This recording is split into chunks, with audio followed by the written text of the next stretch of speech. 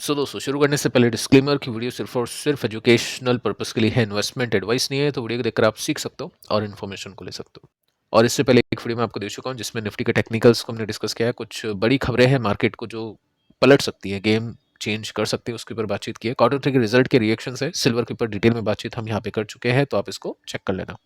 काफी interesting data है जो हम इस वीडियो में देखने वाले हैं। सबसे पहले यूएस के मार्केट के ऊपर चर्चा करेंगे, गोल्ड एंड सिल्वर के ऊपर कुछ डेटा फैक्ट्स मैं आपको दूंगा, क्वार्टर थ्री के रिजल्ट है, रिएक्शंस है, टेक्निकल्स है, उसको अपन चेक करेंगे।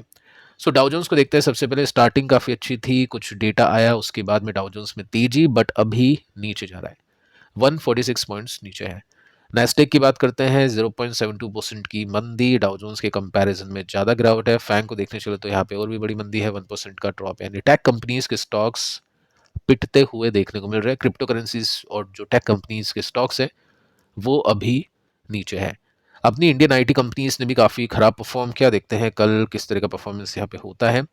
रीज़न क्या है इसके पीछे का? देखिए दोस्तों, आपको बताइए, रेट कट मार्केट को पॉजिटिव इम्पैक्ट करती है, लेकिन इन्फ्लेशन अगर बढ़ने के चांसेस होते हैं तो रेट कट नहीं होता है और मार्केट उस बेसिस में नीचे गिरता है। यूएस की इकोनॉमी ने ऐड किए हैं 1,30,000 नई जॉब्स और ये एक्सपेक्टेशंस को एक्सीड कर चुकी है, यानी उम्मीद से भी ज़्यादा जॉब ऐड की है यूएस की इकोनॉमी ने। इसका मतलब यह है कि ग्रोथ अच्छी खासी वहाँ पे चल रही है। ग्रोथ चलेगी तो इन्फ्लेशन बढ़ेगा, इन्फ्लेशन बढ़ेगी तो रेट कट नहीं होगा। तो इस बेसिस पे टेक कंपनीज के स्टॉक्स नीचे है। ईड आप देख सकते हो ऊपर जा चुकी है। ये रीजन है मार्केट के नीचे जाने के पीछे का। आगे चलते हैं। अब देखिए दोस्तों, इस बेसिस में क्या होता है, जब भी इस तरह का डेटा आता है ना, तो सबसे ज़्यादा जो इम्पैक्ट होता है वो कहाँ पे होता है? सबसे ज़्यादा जो इम्पैक्ट होता है वो होता है डॉलर पे, करेंसी पे, जो कि यूएस की मार्केट की है। फिलहाल आप देखोगे तो ये फ्यूचर है 96.95 97 के आसपास देखने को मिलता है। 0.29% का जंप है। करेंसीज में इतने जंप होते हैं ना, वो बड़े जंप माने जाते हैं। और एक्चुअली अगर आप देखोगे तो जैसे ही डेटा आउट हुआ, जैसे ही दोस्तों ये डेटा आउट होता है, वैसे आप देखोगे तो काफ़ी बड़ी वॉल्यूम बनती है, डॉलर की बाइंग होती है और डॉलर होता है शूट अप। अगर मैं एक्चुअल डेटा आपको दिखाऊं तो उस समय की बाइंग यहाँ पे आप सिंपली नोट कर सकते हैं। यूएसडी के अंदर काफ़ी गजब की बाइंग होती है। आपको बताइए, जब यूएसडी कमज़ोर होता है तो गोल्ड एंड सिल्वर की प्राइसेस इंक्रीज करते हैं, और जब यूएसडी बढ़ता है तो गोल्ड एंड सिल्वर की प्राइसेस डिक्रीज करते हैं।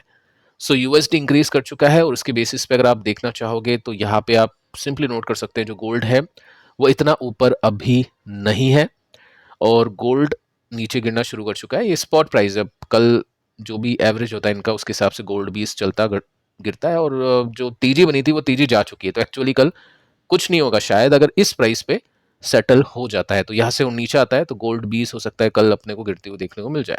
सिल्वर आप देखोगे तो 6% की तेजी थी, पिछले वीडियो में हमने बातचीत की थी, बट अभी ये तेजी सिर्फ 2% की रह चुकी है। यहाँ पे भी ये जो 11 तारीख है, यहाँ से जो तेजी बनी वो तेजी अभी जाती हुई देखने को मिल रही है। ठीक है। यहाँ पे देखिए दोस्तों, क्वेश्चन ये बनता है कि यूएसडी इंक्रीज करेगा तो गोल्ड डिक्रीज करेगा, तो गोल्ड के अंदर इन्वेस्टर्स किस तरह की स्ट्रैटेजी बना सकते हैं? देखिए, एक इंटरेस्टिंग डेटा मैं आपको देता हूँ और उसके अंदर आप सिंपली नोट कर सकते हैं। ये गोल्ड का डेटा है, इसको थोड़ा सा आप ब्राइटनेस बढ़ा के देख लेना। मैं आपको सिंपल शब्दों में बताता हूँ। गोल्ड का स्पॉट है ये, और ये पिछले कुछ 25 सालों तक का डेटा है जिसमें मैंने यहाँ पे आपको बताने की कोशिश की है कि देखो अभी क्या है, गोल्ड जब ऊपर जाता है, इंक्रीज करता है ना, तो काफी लोग देखते हैं आरएसआई, आरएसआई ओवरबॉट हो जाता है, 80 के ऊपर पहुंच जाता है, फिर भी गोल्ड नहीं गिरता है। तो इसको इस बेसिस पे ना देखते हुए कि गोल्ड है, ये कोई स्टॉक नहीं है, और उस बेसिस पे ना देखते हुए आपको देखना पड़ेगा कि गोल्ड की चाल क्या है, हिस्ट्री क्या है। देखो 100% ये भी सही नहीं जाती है, लेकिन स्टिल एक बार अपन चेक कर लेते हैं। कोई गारंटी नहीं है, लेकिन फिर भी काफ़ी हद तक ये जो डेटा है वो रिलायबल है। देखिए हुआ क्या था, 2000 से गोल्ड में जो बुल मार्केट देखने को मिला था, ये चला था तकरीबन तकरीबन 2012 तक, यहाँ से लेकर यहाँ तक। ये जो टाइम फ्रेम है ये 624 बार्स का है, यानी इतने दिनों तक गोल्ड का प्राइस इंक्रीज करा था। ठीक है। साथ में अगर आप देखोगे तो उसके बाद में करेक्शन देखा गोल्ड के प्राइस में, और उसके बाद में वापस से गोल्ड का प्राइस अब बढ़ना शुरू कर चुका है। तो हम अज्यूम करें कि गोल्ड का प्राइस पहले 624 बार्स के अंदर इतने दिनों के अंदर 660% ऊपर चला गया था। सो अभी भी हम इसमें अज्यूम करें कि यहाँ से जो गोल्ड की तेजी है कम से कम इतनी बननी चाहिए। सो यहाँ पे देखिए दोस्तों, आप नोट कर सकते हैं कि ये जो टाइम है वो यहाँ तक का है, यानी यहाँ से 100 वीक्स बचे हैं। 52 वीक का 1 साल होता है, तो 2 साल के आसपास का टाइम यहाँ पे पेंडिंग है। और अभी आप देखोगे तो 660% यानी कहाँ तक गोल्ड देखा जा सकता है, जो कि लेवल है 8000 का। सो ये अभी के समय 5000 के आसपास है, तो क्या 3000 पॉइंट और गोल्ड इंक्रीज कर सकता है अगले 2 सालों में, ये क्वेश्चन है। जो भी गोल्ड में इन्वेस्ट कर रहे हैं वो इसी बेसिस पे कर रहे हैं कि गोल्ड की जब तेजी आती है तो बहुत अच्छी आती है, और जब गोल्ड करेक्शन देता है तो भी अच्छे खासे करेक्शंस आते हैं। गोल्ड जब भी नीचे मिलता है, इन्वेस्टर्स उसको यूज कर रहे हैं हेजिंग के लिए भी, और ट्रेडर भी यूज कर रहे हैं ब्रेकआउट्स वगैरह हो जाए तो ट्रेडिंग के लिए, क्योंकि गोल्ड की जो तेजी है पास्ट के हिसाब से देखिए तो अभी भी काफी दूर बाकी देखने को मिल जाती है। अब एफ का डेटा देखते हैं, वो भी काफ़ी इंटरेस्टिंग है। 943 करोड़ के आसपास की बाइंग की है 11 तारीख को। कल कुछ खास किया नहीं था, 70 करोड़ की बाइंग की थी, आज 900 करोड़ के आसपास की बाइंग की, विच इज़ गुड कि एफ चलो बाइंग मोड में तो यहाँ पे देखने को मिल रही है। ग्रीन यहाँ पे सिचुएशन देखने को मिल रही है। अब देखिए दोस्तों, सबसे पहले स्विंग ट्रेडिंग को एक्सप्लेन कर देता हूँ, उसके स्टॉक्स को देखते हैं, रिस्क मैनेजमेंट को समझते हैं, क्योंकि पिछले वीडियो में मैंने आपको पिछले स्विंग ट्रेडिंग वाले वीडियो में कुछ एग्जाम्पल्स दिए थे स्टॉक्स के। अब उसमें मैंने आपको सिखाया था कि कैसे आप स्विंग ट्रेडिंग वाले कंपनी के स्टॉक्स को देख सकते हैं, कैसे आपको आइडिया मिलेगा कि वहाँ पे ये स्विंग दे रहे हैं। अब हम इसको थोड़ा सा डिटेल में देखते हैं। हम यहाँ पे रिस्क मैनेजमेंट को भी देख लेते हैं कि स्विंग ट्रेडर, क्योंकि देखो नाम है स्विंग ट्रेडर, तो आपको स्टॉप लॉस तो लगाना ही पड़ता है ट्रेडर अगर आप हो तो। देखो यहाँ पे क्या है, एक स्विंग ट्रेड निकला, स्टॉक नीचे बेस बनाया और यहाँ पे ब्रेकआउट स्टॉक ने दे दिया, तो एंट्री इन्वेस्टर्स ने कर ली। अब ये जो स्विंग है ये पार्शियल टेक प्रॉफिट, यानी ये स्विंग अगर कंप्लीट हो गया तो कुछ प्रॉफिट यहाँ पे ले लिया, उसके बाद में स्टॉक चलता गया, अगर ब्रेकडाउन दे दिया तो दूसरा प्रॉफिट बुक कर लिया। तो ये तो बात होगी प्रॉफिट की। लॉसेस की क्या बात है, देखो जो सपोर्ट बनता है कभी कभी स्टॉक वहां तक वापस पहुंच जाता है, और सपोर्ट के नीचे अगर स्टॉक चला गया तो उसको टेक्निकली ब्रेकडाउन बोलते हैं, और ब्रेकडाउन अगर हो गया तो फिर स्टॉक और गिर सकता है, तो वहां पे स्टॉप लॉस होना चाहिए। ठीक है, ये सब चीज़ें आनी चाहिए समझ में कि इतना प्रॉफिट इतना लॉस। आगे चल के देखते हैं कंपनीज के एग्जांपल्स अगर मैं आपको दूं तो उसमें थोड़ा ज़्यादा आपको समझ में आ जाएगा। देखिए फर्स्ट कंपनी है जे केमिकल। आज के दिन भी स्टॉक ने 7% की तेजी दिखाई है, कल के दिन भी अच्छी खासी तेजी हमने देखी थी, तो डेफिनेटली इसको एक स्विंग पैटर्न बोल सकते हैं। देखो पॉइंट ये है कि इस क्वार्टर में, यानी पिछले क्वार्टर में कंपनी ने कुछ खास परफॉर्म नहीं किया, प्रॉफिट इसके नीचे थे, सेल्स ऊपर थी। ठीक है, तो हमको ये तो पता है कि इस क्वार्टर में नंबर्स आने वाले हैं 14 तारीख को। अब अपने से ज़्यादा ट्रेडर को पता है, इनसाइडर को पता है कि नंबर्स अच्छे आ सकते हैं, उस बेसिस पे यहाँ पे 2 दिन से बाइंग देखने को मिल रही है। तो स्विंग ट्रेडर अगर टेक्निकली बेट लेना चाहता है तो वो ले चुका होगा या ले सकता है अभी भी। ठीक है, फंडामेंटली देखना है तो 14 तक का वेट करना पड़ेगा, और 14 तक हो सकता है उससे पहले ही लोग बेचना शुरू कर दे, जो भी ट्रेडर का काम है, या उसके आगे भी चल जाए अलग बात है। टेक्निकली देखना है तो टेक्निकली इंडिकेशन कल ही मिल गया था, आज काफ़ी लोगों ने उसमें बाइंग की है। अब देखिए यहाँ पे आप सिंपली नोट कर सकते हैं कि गिरावट कंटिन्यूसली चल रही थी, ये सपोर्ट था, और यहाँ पे एक बेस बना और उसके बाद में एक ब्रेकआउट इसने दे दिया। ऊपर जो पहला प्रॉफिट बुक करते हैं लोग वो 39% ऊपर है, जैसे मैंने आपको एग्जांपल दिया था। उसके बाद में अगर ये और चलता है तो फिर ब्रेकडाउन करेगा, जब दूसरा प्रॉफिट पार्शियली नहीं आधा प्रॉफिट उसमें बुक किया जाता है। क्वेश्चन ये बनता है स्टॉप लॉस। देखो क्योंकि स्टॉक काफ़ी ज़्यादा चल चुका है, आज के वॉल्यूम्स काफ़ी स्ट्रांग थे, तो जैसा कि हमने देखा कि स्टॉक अगर ये जो सपोर्ट है इसके नीचे जाता है तो स्टॉप लॉस होता है, जो लॉसेस होगा उसको बुक करना पड़ेगा। तो वो जो लॉस होगा आई थिंक वो तो काफ़ी ज़्यादा लॉस होगा, लेकिन अगर इसको थोड़ा सा और कम करने के लिए हम क्या कर सकते हैं, जिस रेसिस्टेंस को स्टॉक ने ब्रेक किया है अब वो बन चुका है एक सपोर्ट। अगर स्टॉक गिरता गिरता गिरता इसको तोड़ देता है तो फिर यहाँ पे एग्जिट लोग करते हैं। अगर किसी ने यहाँ पे टॉप पे बाय किया होगा तो 15% उसका नुकसान है, अगर किसी ने यहाँ पे बाय किया होगा तो 5 या 10% का उसको नुकसान है। तो 10-12% का नुकसान है, और 40% या फिर उसके भी ऊपर अगर ये जाता है, जैसे यहाँ पे ब्रेकआउट दिया था, कुछ तेजी और बनी थी, सो वो करता है तो वो 50% का प्रॉफिट है। तो 5-10% का नुकसान, 50% का प्रॉफिट, इस तरह की स्ट्रैटेजी बनती है। अगर 50% नहीं भी लिया, किसी को लग रहा है कि बीच में लेके निकलता हूँ 25-30%, तो वो उसकी इच्छा है। तो ऐसे रिस्क मैनेजमेंट करते हैं, क्योंकि काफ़ी सारी कंपनीज होगी जो स्विंग पैटर्न दिखाएगी बट स्विंग नहीं बनाएगी, तो उसमें अटकना नहीं होता है। ट्रेडर का काम कैपिटल को यूज करते रहना होता है, कैपिटल अटका गया वो तो फिर ट्रेडर किस काम का, क्योंकि कैपिटल के बिना ट्रेडिंग होगी नहीं। तो स्टॉप लॉस काफ़ी इंपॉर्टेंट है। Next company Kaynes. अब यहाँ पे काफ़ी सारे क्वेश्चंस हो गए, डाउट हो गए मन में कि आज इसने अच्छी तेजी दी, कल मैंने आपको कहा था एक इंपॉर्टेंट रेसिस्टेंस में अगर वो ब्रेक करता है तो उसको एक ब्रेकआउट कंसीडर किया जाएगा, तो आज तो वो टूट चुका है। आप देख सकते हैं सबसे पहले कि Q3 के रिजल्ट अच्छे नहीं थे, ठीक है, फंडामेंटल्स वगैरह सब चीज़ें आपको देखनी है। स्टॉक 6% के साथ में गिरा था, गाइडेंस भी कट कर दी, देखो ये भी नेगेटिव है, 4100 की गाइडेंस है, 4500 के कंपैरिजन में 400 करोड़ की गाइडेंस यहाँ पे घटाई थी। लेकिन जो गाइडेंस कम की है ना, वो अगले क्वार्टर में कंपनी निकालने वाली है। कंपनी ने बोला हमने अग्रेसिवली गाइडेंस दे दी, लेकिन जो ऑर्डर हमको मिला था वो लेट हो गया थोड़ा, तो उसको हम 400 करोड़ का बाद में आपको दे देंगे।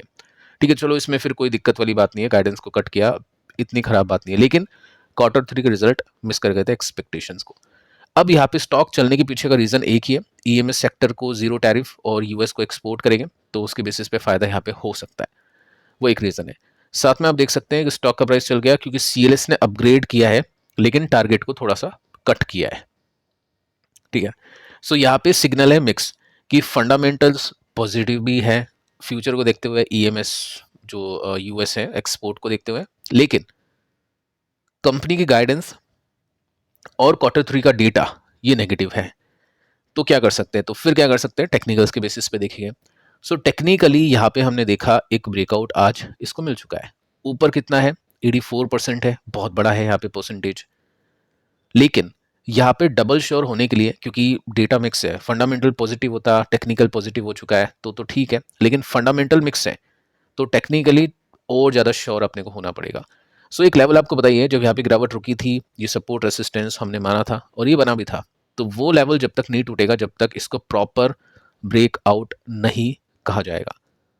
ठीक है, तो ये सब चीज़ें हैं और रिस्क मैनेजमेंट आपको बताइए। फिर ये अगर ब्रेक करता है तो ये स्टॉप लॉस होगा, अगर किसी ने यहीं पे खरीद लिया तो फिर वो उनके लिए ये वाला जो फाइनल जो सपोर्ट था ये स्टॉप लॉस है।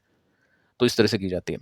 अब देखिए Q3 के रिजल्ट पे आते हैं, रिजल्ट को देखते हैं कि कैसे कुछ रिजल्ट आए हैं। शाम को 5 बजे इरकॉन के रिजल्ट आ चुके हैं, रिजल्ट अच्छे हैं, मार्जिन के बेसिस पे 5 का 7 हो चुका है। प्रॉफिट को अगर मैं आपको दिखाऊं तो सेल्स कम हुई है 18% के साथ में, लेकिन प्रॉफिट बढ़ चुके हैं 15% के साथ में, क्योंकि मार्जिन इंक्रीज कर चुके हैं। टेक्निकली आगे देखते हैं सभी कंपनीज के चार्ट को। लेंसकार्ट बहुत अच्छे रिजल्ट इसके आए हैं, शाम को 5 बजे का डेटा है, और प्रॉफिट की मार्जिन देखो 12% के बढ़ के 20% हो चुके हैं, 20% हो चुके हैं, तो डबल के आसपास मार्जिन हो गए। सेल्स इसकी बढ़ चुकी है 37% के साथ में, नेट प्रॉफिट 6740% के साथ में बढ़ चुका है, क्योंकि कंपनी 19 मिलियन के प्रॉफिट पे थी, यानी नो प्रॉफिट नो लॉस उस तरह का डेटा था पिछले साल किसी क्वार्टर में, तो उस बेसिस में यहाँ पे अच्छा परफॉर्म कंपनी ने किया है। आई थिंक ये एक्सपेक्टेशन में शामिल होगा, लेकिन फिर भी इन्वेस्टर्स को पसंद आएगा रिजल्ट, क्योंकि बहुत कमाल के रिजल्ट इसने दिए हैं। डिविस लैब 3% की तेजी, 12 बजे के आसपास के रिजल्ट आए थे, मार्केट को रिजल्ट अच्छे लगे, बाकी रिजल्ट अच्छे नहीं थे। एस्टिमेट के हिसाब से अगर आप देखोगे 6.26 बिलियन की एस्टिमेट थी, 5.8 के यहाँ पे प्रॉफिट दिए हैं, मार्जिन इंक्रीज कर चुके हैं, तो ये इन्वेस्टर्स को पसंद आया। बाकी डिविस लैब ये एक्सपोर्ट करती है दवाइयों को, जेनरिक मेडिसिन को, तो उसको लेकर वैसे भी मार्केट अभी बुलिश है, क्योंकि यूएस में दरवाजे ओपन हो चुके हैं। सो 13% के साथ में सेल्स बढ़ी, प्रॉफिट इसका फ्लैट था, ग्रोथ इसमें देखने को नहीं मिली। एस्टिमेट थी थोड़ी सी ग्रोथ की, बट वो इसमें नहीं मिला। इसके बाद में हम देखते हैं नियोजन केमिकल, इसके रिजल्ट अभी 8 बजे के आसपास आए हैं और मार्जिन टूटे हैं। प्रॉफिट्स वगैरह देखते हैं, सेल्स एंड ऑल, तो प्रॉफिट इसके गिरे हैं 38% के साथ में, यानी इसकी जो वैल्यूएशन मार्केट ने बहुत ज़्यादा दे दी थी ईवी बैटरी केमिकल के लिए, वैसा कुछ हो नहीं पा रहा है, सो बिग नेगेटिव। इसके बाद में एलजी के भी रिजल्ट आए हैं, बहुत ही ज़्यादा शॉक किया इन्वेस्टर्स को, मार्जिन टूट गए, आधे हो गए इसके, 7% 8% के मार्जिन इसके 4% के आसपास रह चुका है। प्रॉफिट भी बहुत तेजी से गिरा है, 2.3 बिलियन का 897 मिलियन रुपीस का हो चुका है। अगर मैं इसको परसेंटेज में आपको दिखाऊं, सो यहाँ पे आप देख सकते हैं जो कंपनी की सेल्स है वो 6.8% के साथ में गिर चुकी है, लेकिन प्रॉफिट के मार्जिन आधे होने की वजह से 61% का नेट प्रॉफिट इसका टूटा है। बहुत ही खराब रिजल्ट इसने पेश किया है। अब यहाँ पे दोस्तों गाइडेंस देखते हैं, गाइडेंस थोड़ी ठीक है, बट इन्वेस्टर को समझ में आएगी नहीं आएगी वो कल पता चलेगा। बाकी कंपनी ने बोला है कि रिडक्शन ऑफ यूएस टैरिफ, जो टैरिफ कम किया है उसकी वजह से एक्सपोर्ट रिलेटेड अपॉर्चुनिटीज़ हमारे पास में है, जिसको हम कैप करेंगे आगे चल के। नेक्स्ट फाइनेंशियल ईयर में हम डबल कर देंगे एक्सपोर्ट्स को, अगले फाइनेंशियल ईयर की बात कर रखी है, एक क्वार्टर को छोड़ के। वो जो एक क्वार्टर है यानी Q4 है, उसके अंदर यहाँ पे मेंशन कर रखा है कि हेल्दी डिमांड हो सकती है अफोर्डेबल प्रीमियम कैटेगरीज के अंदर, बाकी कुछ बोला नहीं है कि कितने परसेंट की ग्रोथ अपन कर देंगे, तो ये थोड़ा सा नेगेटिव है। नेक्स्ट फाइनेंशियल ईयर के लिए कंपनी अभी तैयार है, जो भी एक्सपोर्ट कंपनी करेगी उस बेसिस में। अब हम क्या करते हैं, टेक्निकल्स को देखते हैं। इरकॉन नंबर्स मिक्स हैं, सपोर्ट पर जाने की कोशिश करा है, कोई भी रिवर्सल ब्रेकआउट्स किसी भी रेलवे कंपनी के स्टॉक में देखने को नहीं मिला है, तो बिग नो। रेल कंपनीज के लिए कोई ब्रेकआउट या कोई रिवर्सल अभी फिलहाल देखने को नहीं मिल रहा है। इन्वेस्टर्स के लिए बहुत सही चॉइसेस हैं क्योंकि वैल्यूएशन कंफर्टेबल स्टॉक बॉटम पे है, बट ट्रेडर के लिए अभी कुछ है नहीं यहाँ पे। लेंस कार्ट अगर हम देखें तो यहाँ पे एक फ्लैग पैटर्न बना था, ये डंडा है और ये इसका झंडा है, आप देख सकते हैं यहाँ पे एक ब्रेकआउट मिला, वापस से एक फ्लैग पैटर्न यहाँ पे बनता हुआ देखने को मिल रहा है।